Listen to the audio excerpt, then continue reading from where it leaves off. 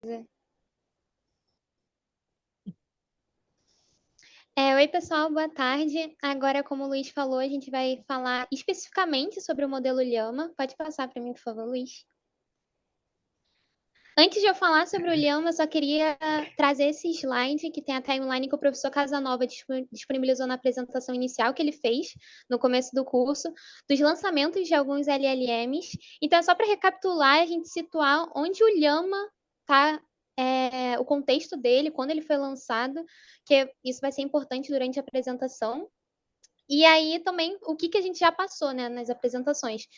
Então, a gente já falou o Lambda junto com o Palm, né, que foi a apresentação do segundo grupo da semana passada. A família do GPT, que foi a primeira apresentação. E hoje vamos falar do terceiro tópico, que é o Llama. E na semana que vem a gente vai falar sobre o Llama 2, que é o modelo mais recente dessa tabelinha que a gente tem, é mais recente, mas tem muito conteúdo, como o Casanova falou, muito tá muito recente, mas com muitos conteúdos sobre. Então a gente vai deixar focada semana que vem só no Llama 2. Pode passar, por favor. Então, sobre o Llama, como o Luiz falou, significa Large Language Model Meta AI e foi anunciado em fevereiro desse ano pela Meta na corrida desses modelos de linguagem contra o GPT da OpenAI e do Lambda do Google na época, né? Que ele foi o terceiro naquela tabelinha, como a gente mostrou. Mas a divulgação desse novo modelo, ele tem um diferencial dos outros, e como vocês conseguem ver até aqui do lado do post do Mark Zuckerberg, é que, a princípio, eles disponibilizaram o modelo de forma não comercial, porque a ideia, na verdade, é ajudar os pesquisadores a avançar seus trabalhos e investigações nessas inteligências artificiais. Até porque, né, até então, a maioria dos modelos são enormes, né, em questão de parâmetros, por exemplo. E como o nome já diz, ele requer muito poder de computação e recursos para testar essas novas abordagens que vêm surgindo. Então, fica bem difícil das instituições de ensino e pesquisadores explorarem essas novas ferramentas, fora que também muitas delas utilizaram dados não públicos para o treinamento, dificultando mais ainda esse acesso. Então, fica tudo muito caixa preta para as pessoas. E aí, só para contextualizar também, antes de passar o slide, é que a Meta divulgou o modelo através de uma publicação explicando tudo isso que eu comentei, que não é aberto ao público, e nela também disponibilizaram um artigo de 27 páginas, que é basicamente o que a gente vai explorar bastante aqui nessa apresentação. E também nela tem um cardzinho do modelo no GitHub, caso vocês queiram ver, a gente colocou a referência no final do link para isso. E também nessa publicação tem o link do formulário para solicitar acesso a esse modelo, que, como eu comentei, não é comercial. Então, tem o formulário para você colocar as suas vontades, ter o modelo, ter acesso a esse modelo, para que você quer, enfim, tem umas perguntas que tem que responder para solicitar esse acesso. Mas na época, até semestre passado, que a gente falou do Llama, eu tinha comentado que tinham notícias já que foi vazado, né, o modelo e tal, mas hoje em dia está focado mais no Llama 2, que tem uma outra pegada que pode ser comercial também. Mas pode passar, vai ficar para a semana que vem. Bom, como eu comentei, a principal motivação foi compartilhar o modelo com a comunidade de pesquisa, porque elas acreditaram que fazendo isso poderia ajudar a acelerar o desenvolvimento dos LLMs e principalmente sanar alguns problemas conhecidos. O Luiz até comentou bastante sobre os vieses, e na verdade é a principal temática que eles falam no artigo e eu vou trazer aqui também. Então, aqui a gente listou alguns dos propósitos envolvidos que eles comentaram, que é investigar possíveis aplicações desse tipo de modelo. Então, como resposta a perguntas, compreensão de linguagem natural e compreensão de leitura, analisar as capacidades e limitações dos modelos existentes e desenvolver estratégias para aprimorá-los cada vez mais, a resolução de teoremas matemáticos complexos e, principalmente, o tratamento de preconceitos, vieses e geração de conteúdos tóxicos no geral.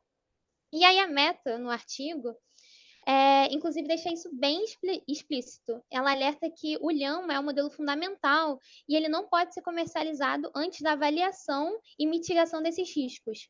Porque, de fato, é um modelo que é bem suscetível a esses tipos de problemas, principalmente porque ele não foi treinado com feedback humano, que é muito que o Luiz comentou, que dá uma filtragem no modelo do que ele pode passar ou não, enfim, filtra essa questão de toxicidade, e não teve essa etapa no Llama 1. Pode passar, por favor. Bom, sobre o modelo em si, na verdade, vou até me corrigir, não é um único modelo, são um conjunto de 4 modelos, e eles são distintos pela quantidade de parâmetros que cada um tem. Então a gente tem o Llama com 7 bilhões de parâmetros, com 13 bilhões de parâmetros, com 33, e o maior deles é o de 65 bilhões de parâmetros. E aí, já com esses 4 modelos e essa quantidade de parâmetros, a gente já consegue perceber uma grande diferença dos modelos existentes até então, que é um modelo com muito menos parâmetros do que os usuais. Por exemplo, o GPT-3 tinha 175 bilhões de parâmetros, então é uma grande diferença. E basicamente, esse era o objetivo mesmo deles, como falei lá no início. Ou seja, ter um modelo menor, que consome menos poder computacional, e aí também tem aquela questão da pegada ecológica maior, diminui a liberação de CO2, eles até comentam isso no artigo também, mas que mesmo assim, mesmo ele sendo menor, ele oferece um desempenho semelhante ao dos seus rivais. E aí, contrariando até alguns pensamentos que muitos tinham, né? De, quanto maior o modelo, melhor ele vai ter de desempenho. Não que isso seja mentira, mas eles conseguiram um modelo que, entre aspas, assim, né? Ele bate de frente com esses outros, mesmo sendo bem menor na questão de parâmetros. Então, ele é, como eu falei, né? Com o GPT-3 ele é bem menor, mas como a gente vai ver aqui, ele bate de frente com esse modelo. Mas, por outro lado, como está nesse segundo tópico e nessa imagenzinha que a gente colocou, eles tinham uma outra estratégia, na verdade, que seria ter mais treinamento. Então, aproximadamente 1 trilhão de tokens foram utilizados para treinar esses modelos, que acredito que a maioria dos outros, né, antes era na casa de 1 bilhão de tokens, então é muito maior do que os outros modelos. Então, resumindo o que eu falei, né, a ideia é ter menos parâmetros e mais treinamentos. Essa foi a estratégia deles. Pode passar, por favor.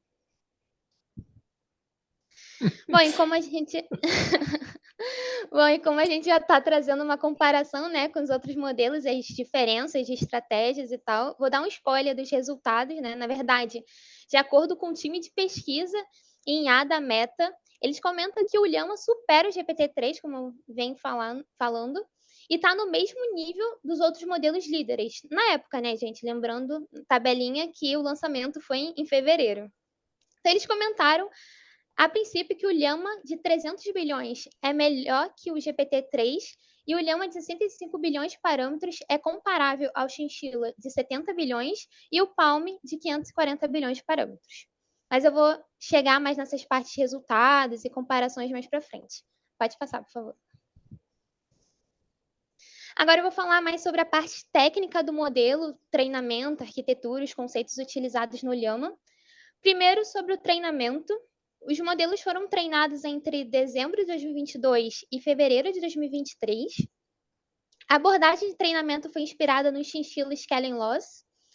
E os textos escolhidos foram de 20 línguas diferentes, mas o principal foi inglês, inclusive ele performa melhor em inglês do que nas outras línguas. Eles deixam bem claro isso no artigo. Um diferencial, né, como eu comentei antes, eles utilizaram somente dados públicos, até pelaquela questão de possibilitar de fato o acesso desse modelo.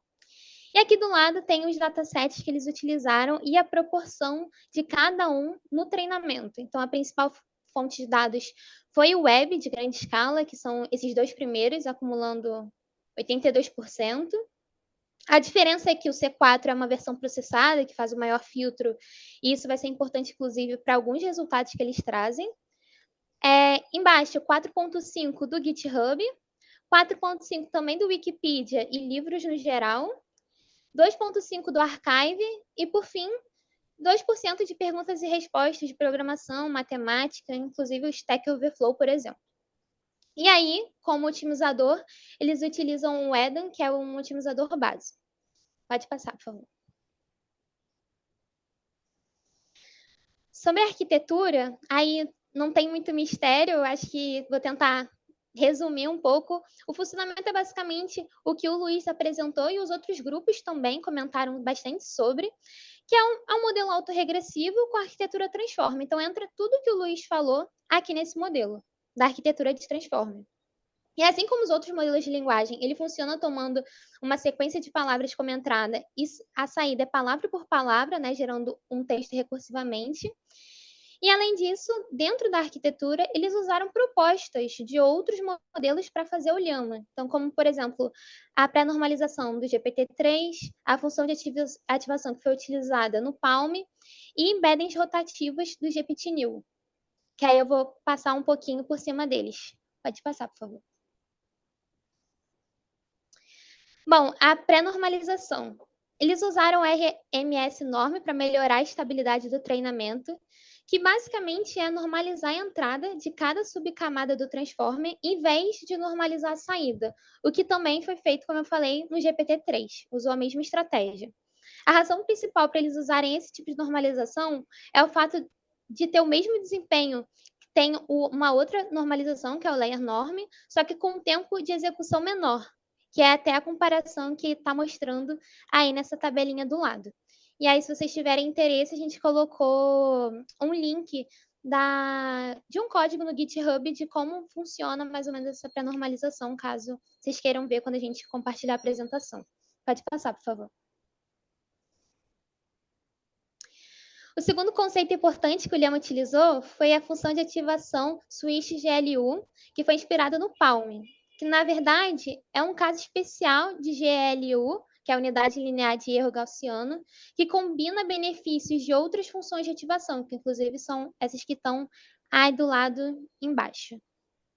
Essa variação que eles utilizaram é considerada uma das melhores por conta do aprendizado mais eficiente e também por conta da flexibilidade e da generalização que essa função de ativação oferece. E aí até tem um exemplozinho aí da função. Pode passar, por favor. E aí, por fim, o terceiro conceito que a gente trouxe aqui são os embeddings rotativos, que também foi utilizado no GPT-New, que basicamente remove o positional embeddings absolutos e deixa eles rotativos. Isso incorpora na dependência da posição relativa na formulação do self-attention que o Luiz explicou lá no início. E alguma das vantagens de fazer isso é que ele pode ser expandido para qualquer comprimento da sequência, ele gera uma menor dependência entre os tokens com o aumento das distâncias relativas e equipa, como eu falei, o self-attention com o embedding de posição relativa, o que ajuda bastante nessa etapa de contextualização e tudo mais. Pode passar. E aí, agora a gente vai falar mais sobre os resultados, comparações dos outros modelos em diferentes áreas assim importantes para os LLMs. O primeiro que o pessoal traz no artigo é em relação a respostas de perguntas. Aqui a gente tem duas tabelas sobre a performance dos modelos para diferentes tipos de perguntas e respostas. Essa primeira tabela são de natural questions, que basicamente são perguntas reais feitas pelos usuários no mecanismo de busca. E a segunda tabela são perguntas de conhecimento geral projetadas para serem respondidas com fatos específicos. Então, as variações são essas colunas 0 shot, 1 shot, 5 shot e 64 shot. O 0 shot significa que você só descreve a tarefa para o modelo e dá um exemplo de teste. E os outros shots é no lugar de você descrever a tarefa, você fornece a quantidade X de exemplos e um teste. Por exemplo, um shot você fornece um exemplo da tarefa. 5 shot você fornece 5 exemplos e por aí vai. E aí eles trouxeram essas duas tabelas. Na primeira tabela, podemos ver que o Llama 65 bilhões de parâmetros performou melhor do que todos os modelos de comparação em quase todos os cenários.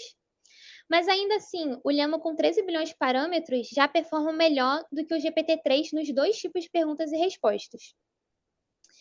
E já comparando com o Palm, o modelo Llama que tem performance similar ou até superior é o de 65 bilhões de parâmetros, como vocês podem ver aí na tabelinha do lado. Aqui, o mais interessante é perceber que o Llama, mesmo tendo menos parâmetros, ele consegue performar tão bem quanto os outros modelos, com 175 bilhões, 280 bilhões, 540 bilhões, como o do Palm, né? Mesmo sendo menor, ele chega a performar tão bem quanto. Pode passar, por favor. Obrigada. O segundo resultado que eles trazem é a de compreensão de leitura. E aí, para mensurar isso, eles utilizaram exames de compreensão de leitura em inglês no nível fundamental e médio de estudantes chineses. E aí, nessa tabela, a gente consegue perceber que o modelo com melhor compreensão no nível fundamental é o Palm 540, mas ele é bem similar com o Llama de 65 bilhões de parâmetros. Porém, já no nível médio, o Llama 65 bilhões performou melhor comparado com o GPT-3 e o Palm também. Pode passar, por favor. O terceiro resultado é sobre a resolução de problemas matemáticos, que é uma das questões que motivaram eles a lançar o Llama. Para avaliar isso, eles usaram duas referências, o MEF e GSM-8K. O MEF é basicamente um conjunto de dados de 12 mil problemas de matemática do ensino fundamental e médio, só que escritos em LaTeX. E o GSM-8K é um outro de questões do ensino médio, também problemas matemáticos. E aí, eles compararam os resultados com os modelos Palm e o Minerva. O Minerva é um conjunto de modelos Palm com um ajuste de treinamento diferente, inclusive o Minerva é mais focado em contextos matemáticos e por isso dá até para perceber nessa tabela que a gente colocou que teve melhores resultados no geral, os números em negrito. Mais especificamente, o Llama, de 65 bilhões de parâmetros, como está na tabela, supera o Minerva com 62 bilhões, embora ele não tenha sido ajustado em dados matemáticos, como eu falei lá no treinamento, que é um resultado bem interessante que os autores destacaram bastante no artigo. Pode passar. Eles também avaliaram sobre a capacidade dos modelos Llama escreverem códigos a partir de uma descrição em linguagem natural em dois benchmarks, que funcionam de forma parecida os dois. Em ambas as tarefas, o modelo recebe uma descrição do programa com poucas frases e também recebe alguns exemplos de entrada e saída. E o modelo precisa gerar um programa a partir disso. E aí a gente tem essa tabela mostrando os resultados dos testes. E como a gente pode ver, para um número semelhante de parâmetros, o Llama supera os outros modelos que também não são treinados especificamente para fazer códigos. E aí, em específico, que é como está aqui do lado, o Llama com 13 bilhões de parâmetros supera o Lambda de 137 bilhões e o Llama de 65 bilhões também supera o Palm de 62 bilhões de parâmetros. Pode passar, por favor. Eles também testaram o Llama com o MMLU, que é um benchmark de compreensão de linguagem multitarefa, que basicamente consiste em questões de múltipla escolha, que abrangem vários conhecimentos, que são esses das colunas da tabela, conhecimentos mais de humanas, de social, enfim. E aí, nesse teste, eles perceberam que o Llama de 65 bilhões está atrás do Chinchilla de 70 bilhões e do Palm, 540 bilhões na maioria dos domínios de conhecimento.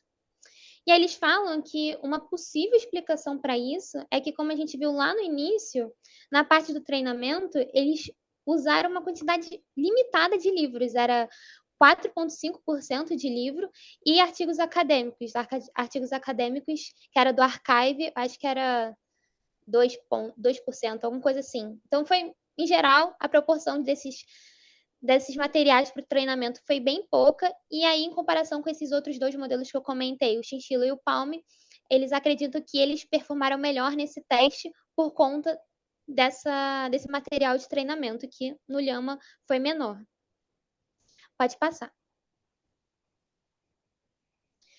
Por fim, outro resultado muito discutido na literatura e nas notícias é a questão de viés e toxicidade nesses modelos de linguagem, né? Como a gente vem comentando. Em algum momento, essas ferramentas podem deixar de ter uma neutralidade que é esperada e podem replicar discursos de ódio que podem influenciar negativamente o usuário que está mexendo. Inclusive, como eu falei, isso é um ponto que a própria Meta comenta quando reforça essa questão de democratizar o acesso a instituições de pesquisas, a fim de mitigar esses problemas. E aí, essa primeira tabela é a avaliação dos vieses por conjunto de dados do Crosspairs, específico em 9 categorias: gênero, religião, raça, cor, orientação sexual. E aí, na média, considerando todas as categorias, o Llama é melhor, mas por muito pouco. Se a gente vê as categorias isoladamente, na questão de gênero, o GPT-3 é melhor, mas na categoria de status socioeconômico, o Llama é melhor. Então, assim, o que a gente pode inferir, e que os próprios autores comentam também, é que temos muito a evoluir nessas questões de vieses e desinformação.